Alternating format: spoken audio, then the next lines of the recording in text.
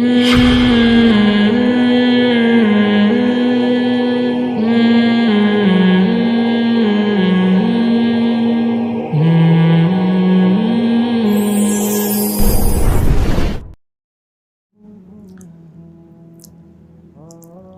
تبوک کا بھی تذکرہ ہے، غزوہ حنین کا بھی تذکرہ ہے۔ رسول اللہ صلی اللہ علیہ وسلم نے جب دعوت کا آغاز کیا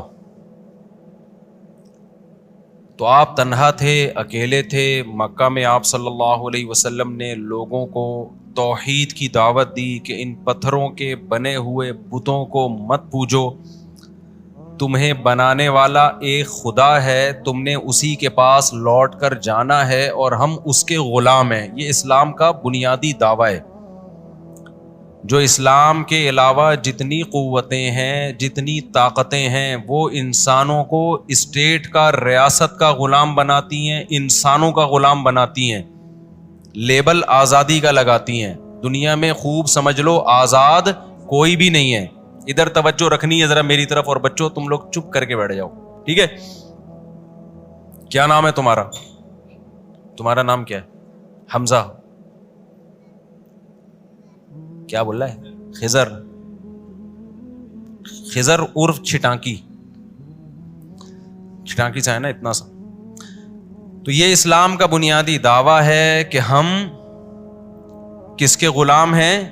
اللہ کے۔ ہم نے اللہ سے پوچھ کے زندگی گزارنی ہے، اخپل طریقے سے ہمیں زندگی گزارنے کی اجازت نہیں ہے۔ دو ہی نظریے، یا ادھر ہو جاؤ یا ادھر ہو جاؤ، سمجھ رہے ہو؟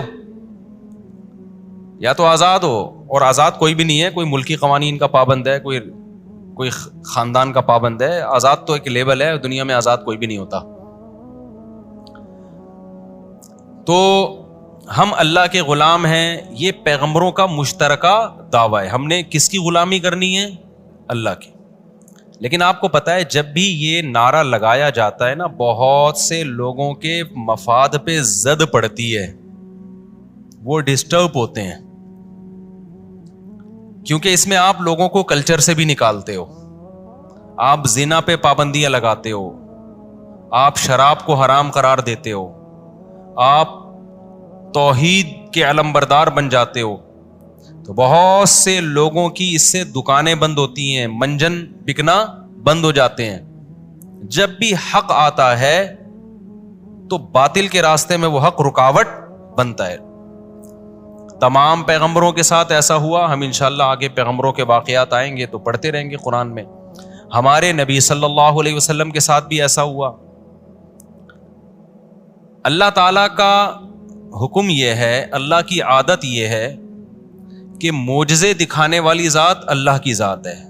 اللہ نے ہمیں جو پابند بنایا وہ اسباب کا پابند بنایا ہے کہ تم نے گراؤنڈ ریئلٹی کو سامنے رکھ کر پالیسیاں بنانی ہیں۔ خوب اچھی طرح کھوپڑی میں بٹھا لیں یہ باتیں۔ آج دینداروں کی کھوپڑی کام کرتی نہیں ہے، مسئلہ یہ ہے، معذرت کے ساتھ افراط و تفریط کا شکار ہیں ہم لوگ۔ معجزہ کسے کہتے ہیں اس کو سمجھو۔ ایک ہوتا ہے معجزہ، ایک ہے کرامت۔ دونوں کی جو مشترکہ تعریف ہے نا وہ یہ ہے خوارق عادت۔ مشکل ٹرم ہے، گاڑی ٹرم ہے، ابھی سمجھا رہا ہوں، گھبرائیں نہیں۔ خوارق عادت، خرق کہتے ہیں پھاڑنا کسی چیز کو، خوارق خارق کی جمع، عادت کا مطلب جو ایک یوزولی جو کام ہو رہا ہے نا، نارملی جو کام ہو رہا ہے اس سے ہٹ کے کوئی کام ہو جائے۔ مثال کے طور پر آگ کا کام کیا ہے؟ سب نے بولنا ہے زور سے، جلانا۔ بندہ آگ میں پھینکا، جل ہی نہیں رہا۔ تو جو کام نارملی ہوتا ہے، جو قدرت کے کام ہے کہ آگ کیا کرتی ہے؟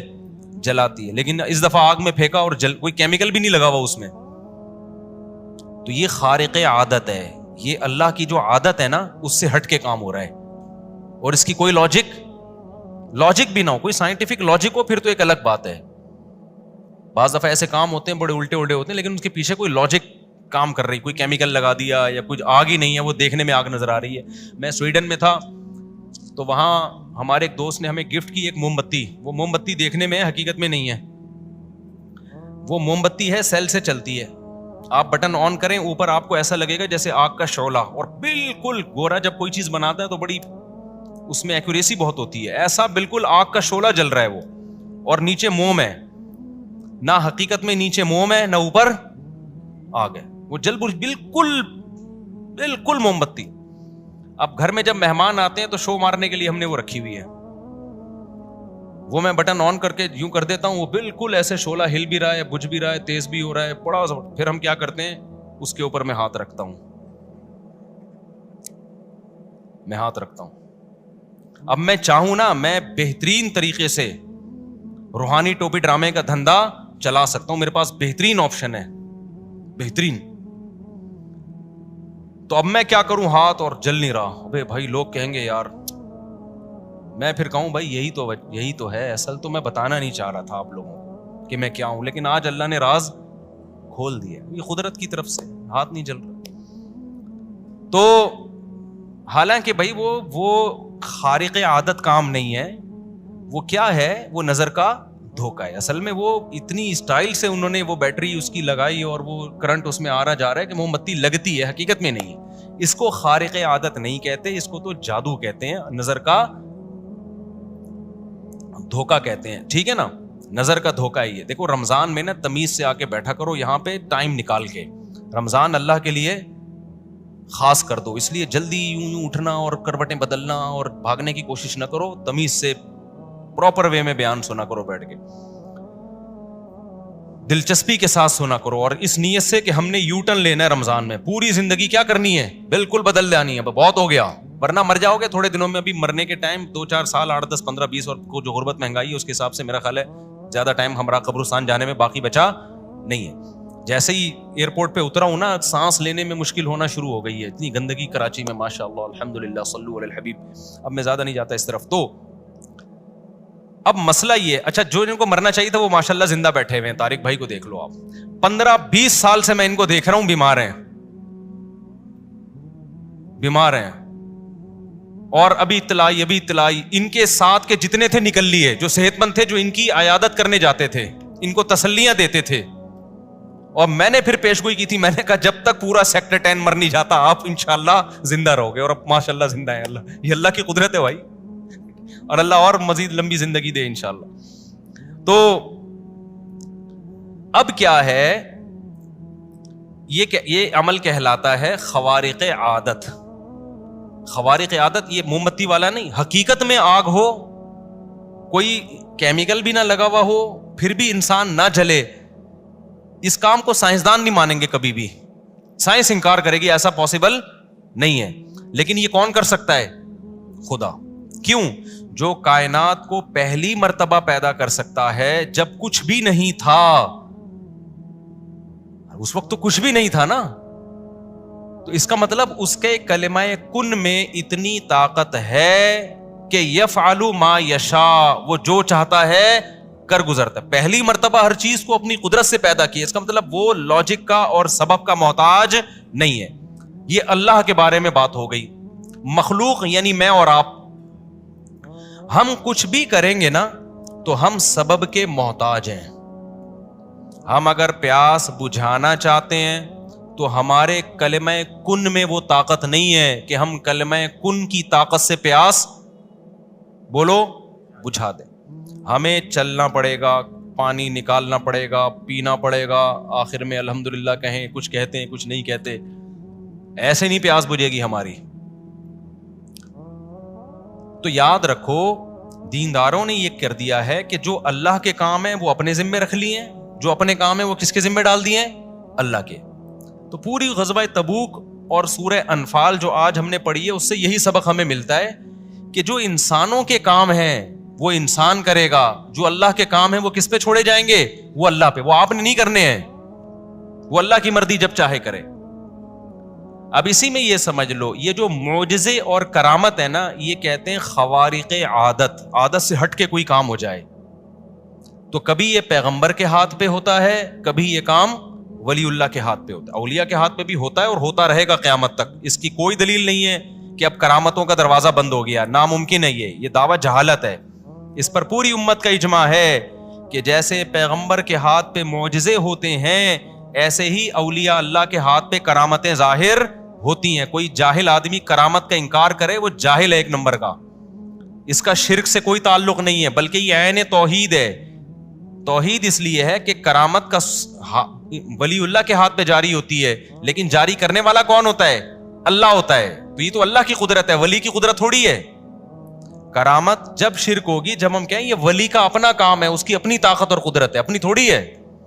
حضرت مریم کو بغیر شوہر کے بیٹا مل گیا, یہ حضرت مریم کی کرامت تھی.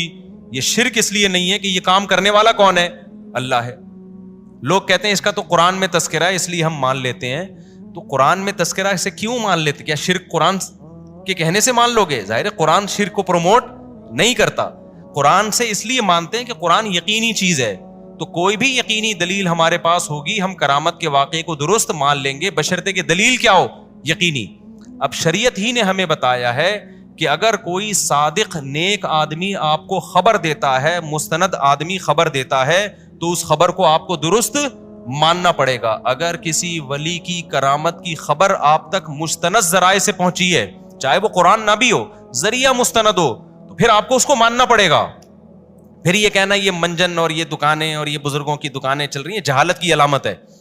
سمجھتے ہو کہ نہیں سمجھتے ہو؟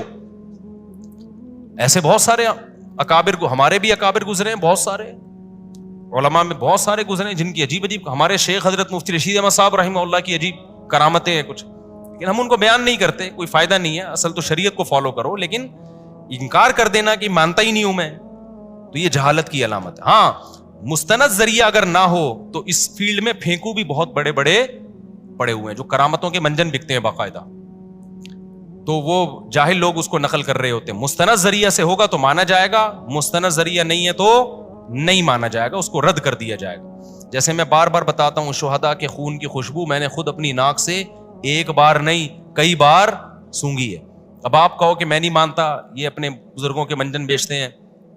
بہت سے ہمارے بزرگ شہید ہوئے ہیں, ان کے خون میں خوشبو تھی, تو کہتے ہیں یہ اپنے بزرگوں کے منجن بیچتے ہیں. تو بھائی آپ آپ کیوں انکار کر رہے ہو؟ اگر آپ میرا جھوٹا ہونا ثابت کر دو پھر تو ٹھیک ہے, جب ثابت نہیں ہے تو آپ بلا وجہ کیوں انکار کر رہے ہو؟ یہ تو ضد اور ہٹ دھرمی ہے.